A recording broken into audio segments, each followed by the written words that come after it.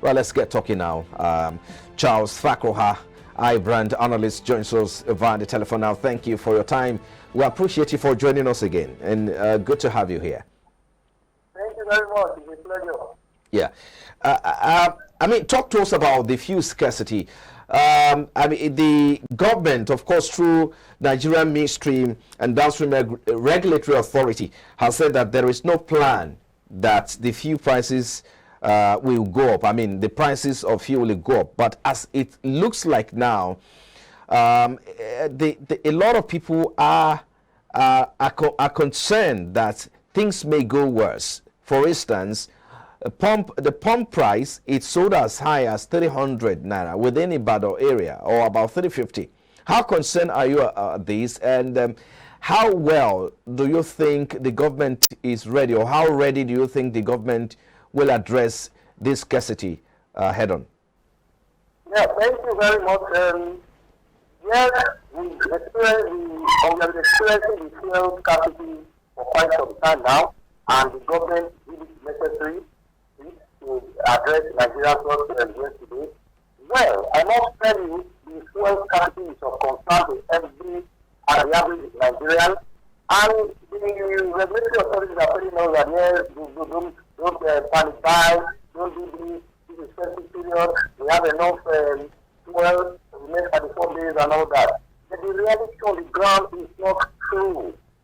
As I speak to you now, I'm joining you live from somewhere in Abuja, and I can see the fuel crisis in the town. So please, the federal government, not just here talking, we want to see action on ground. If there are reasons that you need to sanction some of these filling features, do that. You are saying there is no point, there is no plan to hike prices. Like you said in your intro, we are already buying fuel in some places 300 naira per litre. In fact, specifically yesterday, we bought fuel for our cars to move from Abuja to the business district in Abuja. So you can see that yes, the government is trying to do everything they can, but the reality on ground is we may want to believe that the situation is overwhelming them, and they need to continue to assure Nigeria. Today is 1st of December, we're already in the festive period. People want to go to it because it is every festive period we have this scarcity, and people are already calling here. Now, let me quickly come in. Yeah. The concern now is that we remember, if you recall, that the government said that the subsidy removal will not take effect until June 2023.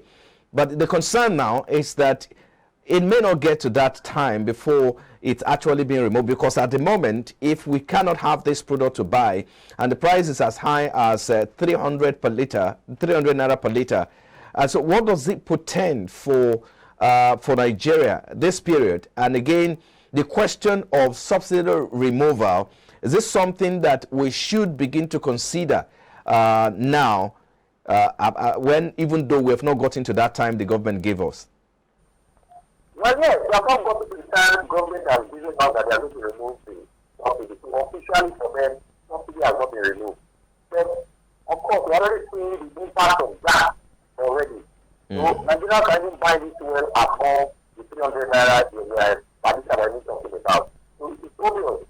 For me, the issue of fuel scarcity, fuel subsidy, is a done deal already. Nigerians are already prepared for it. So what we want the government has to do is availability of this product. Because even if you remove the subsidy and the fuel is not available, the price will go beyond what the government or the regulatory agencies have recommended. The issue now is availability of the product.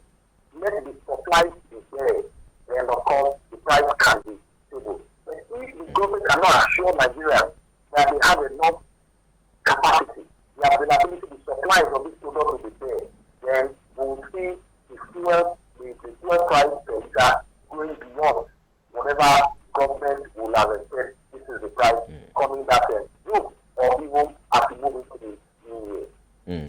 I know the NNPC has spoken about the fact that we have enough fuel to sustain the country for about 34 days, but whether that is true, we do not know, but we cannot doubt what they've said.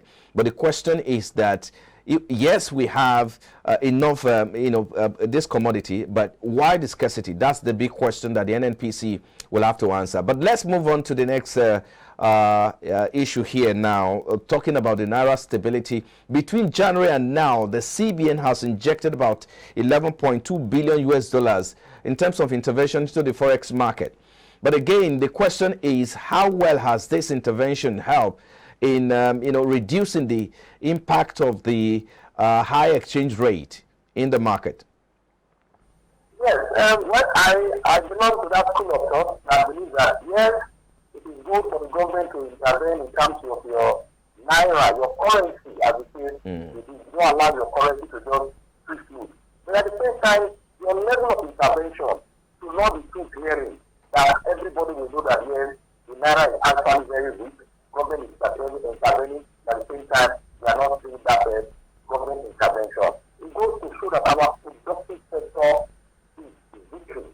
The only way, there is no amount of the money we will use or the CBN will do to try and protect the Naira. On the other side, our revenue side and our receipts from foreign exchange is always dwindling. Then the Naira will have to free flow, and that's what we are seeing. So the only way the government can do what we can see the impact is let us increase our export rate, our production rate. Those sectors that we are not considering, we have to consider them now and see how we can export and earn foreign exchange. That is the only way where the Naira can be done. The Naira can be stabilized and we see an application of the value. All this CBN intervention is just a temporary measure so that the Naira will not just free flow. Then of course it is demand and supply. So if we have enough any in terms of the dollar, of course, that will strengthen our foreign exchange reserve, and of course our own local currency will appreciate. Okay, let's talk about the next story here, which talk about the Nigeria's bulk electricity trading PLC, planning to boost the capacity to about 5,500 megawatts by 2023. The question is, how feasible is this? This, of course, will require a lot of resources because billions of dollars have been spent, to improve the power sector, but we are still at this level. How feasible do you think this is?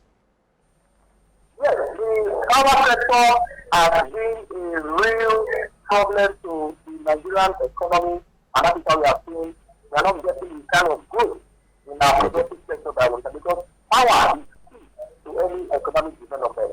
Yes, all the industries in that power sector, we expect them to be on their toes in terms of production. We are doing less than 3,000 megawatts, and of course the board and the trading electricity company have said they want to increase about 5,500 megawatts or the case we need. Yes, it is not just listed. Okay. All the generation companies, the gencos, we must ensure that if it's an issue of equipment, let this equipment be safe. If it's an issue of capacity, let us try and get even our foreign engineers to come and help us. In a country of over 200 million Nigerians, we cannot be talking of less than 15,000 megawatts of electricity. Now we are just want to increase to 5,000 megawatts, 6,500 megawatts. We need power, and it is justified if we are even going to get experts from outside to come and help us achieve that our target. We need it for our SMEs, we need it for our industry, we need it for growth in the economy. So the bulk trading electricity company should not just be looking it steady. We want to see action in place that will ensure that we increase that our capacity in terms of electricity production. So over even 15,000 megawatts as it is may be. It's all right. I think because of our time, we're pressed for time. We'll not take the last story. Of course, we talk about, the president signing. Yes, the president signing into law the National Agricultural Development Fund. Good enough. We hope that, of course, we'll begin to see the impact of that, of this particular bill in the nearest future. Thank you so much, Charles Fakroha, IBrandTV. business analyst. Thank you for your time. Thank you, Khan, for having me, and welcome back. Thank you so much. See you again.